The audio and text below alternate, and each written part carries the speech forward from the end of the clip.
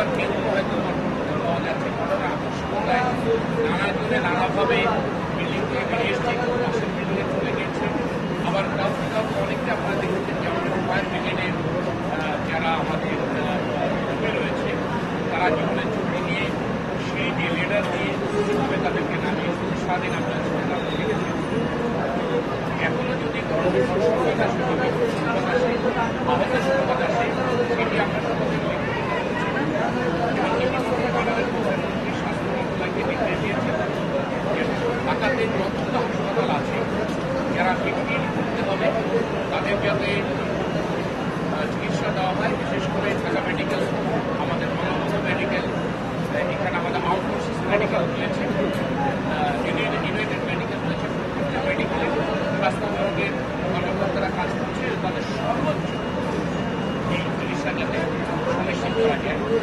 এখন ফায়ার ব্রিগেডের কর্মীরা বিল্ডিংয়ের মধ্যে ঢুকেছে এবং বিল্ডিংটা শ্বাস করতে পারে বিশতলা বিল্ডিং, এই শ্বাস করতে সারা রাত লেগে যাবে। এটা শ্বাস করা হচ্ছে, শ্বাস করাকালীন যদি আরও কোনো ফায়ার ব্রিগেড থাকে তাহলে এটা ফায়ার ব্রিগেডের সেটাকে হেল্প করতে। আমি কথা বলবো যে এই সরকারের পক্ষ থেকে এই দুর্ঘটনার পরপরই যা যা করণীয় সর্বোচ্চ অগ্রাধিকার দিয়ে এটা করা হচ্ছে এবং মাননীয় প্রধানমন্ত্রী তিনি একটি সেখানে ছিলেন, তাৎক্ষণিক তাকে সম্পত্তি দেওয়া হচ্ছে এবং তিনি সরকারের সমস্ত সকল বিভাগকে সশস্ত্র বাহিনীকে, স্বাস্থ্য বিভাগকে এবং আমাদের পুলিশ, ফায়ার ব্রিগেড সবাইকে প্রয়োজনীয় নির্দেশনা দিয়েছেন। এখন আমরা এই ব্যক্তির উদ্ধার, তাদের চিকিৎসা এবং এখন এই রোগগুলো পরিষ্কার করে এই খেতে কেটে বাণিজ্যিক পাবো যাতে এখান থেকে কোনো মালামাল বিশুদ্ধ হয়, কাগজপত্র বিশুদ্ধ হয়, সেই দায়িত্ব সরকারের আমরা করেছি।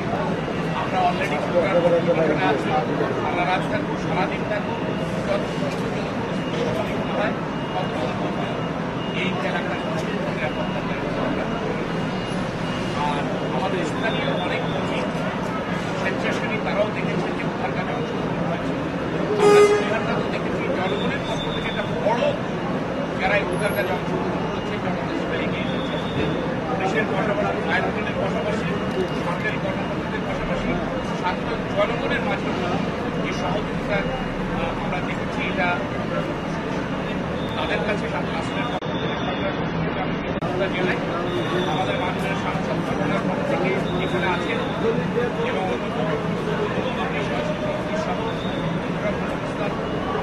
প্রদর্শন করেছেন এবং মাননীয় মেয়র এসেছেন, গণতন্ত্র প্রদর্শন করেছেন। এখন সবাই কিন্তু এটাকে পুরা পরিচালনা করছেন, সহযোগিতা করছেন। আমি আপনাদের মাধ্যমে সমগ্র দেশবাসীকে আপনারা দোয়া করুন মহান রাব্বুল আলামিনের ইচ্ছায় যাতে ক্ষয়ক্ষতির পরিমাণ হয় এবং আমরা আরও দ্রুত এই উদ্ধার কাজটা শেষ করতে পারি এবং আজকে এখানে জনতা যেভাবে চারদিকে ঝড় লেগেছে সেটি কিন্তু উদ্ধার কাজে ফায়ার ব্রিগেডের কর্মীদের একটা বাধা বা বিড়ম্বনা আমাদের ক্ষেত্রেও এটা একটা চ্যালেঞ্জ হয়ে দাঁড়িয়েছে এবং স্থানীয় প্রশাসনের ক্ষেত্রে এটার চ্যালেঞ্জ হয়ে দাঁড়িয়েছে।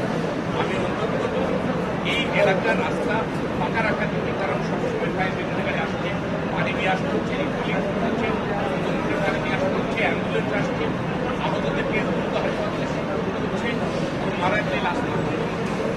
সুতরাং এই ক্ষেত্রে রাস্তাটাকে ফাঁকা রাখার জন্য আর মিডিয়া যারা রয়েছেন মিডিয়া তাদের কাছে আমার বিনীত অনুরোধ থাকবে আপনারা আপনাদের পেশাদার অবশ্যই দায়িত্ব পালন করবেন, নিশ্চয়ই আপনারা সংবাদ সংগ্রহ করবেন, কিন্তু এইখানে অহেক যানজট বা জনজটের সৃষ্টি করে উদ্ধার কাজ যেন ব্যবস্থা হয় সেই বিষয়টি আপনারা বিবেচনা রাখবেন এবং প্রশাসনকে সহায়তা করবেন, ফায়ার ব্রিগেড করবেন, সহায়তা করবেন।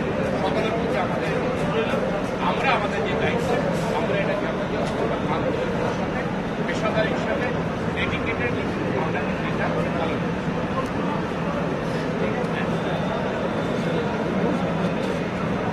এটি সরকারের বিভিন্ন সংস্থা রয়েছে, যেমন রাজস্ব একটা প্রতিষ্ঠান রয়েছে, সিটি কর্পোরেশন প্রতিষ্ঠান রয়েছে, ফায়ার ব্রিগেডের নিজস্ব তদন্ত হবে, আলটিমেটলি স্বরাষ্ট্র মন্ত্রণালয় থেকে একটা ব্যবস্থা কমিটি করে দেওয়া হবে।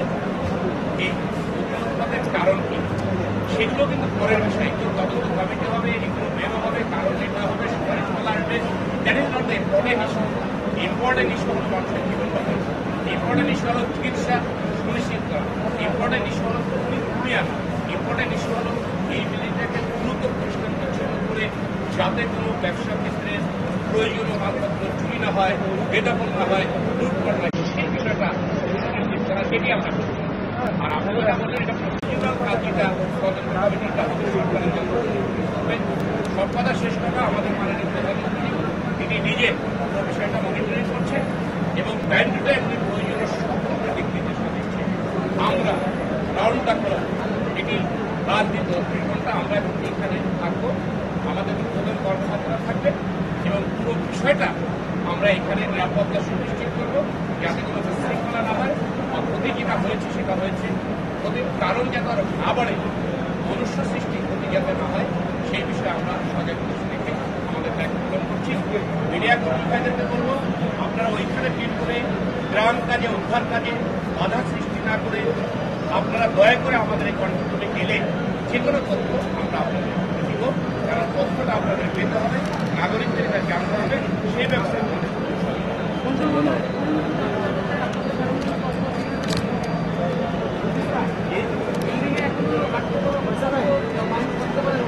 দেখুন এটি আমি মানে বলেছি ফায়ার ব্রিগেডের কর্মীরাকে সার্চ করছি, এটা সার্চ না করে এটা কিছু বলা যাবে না।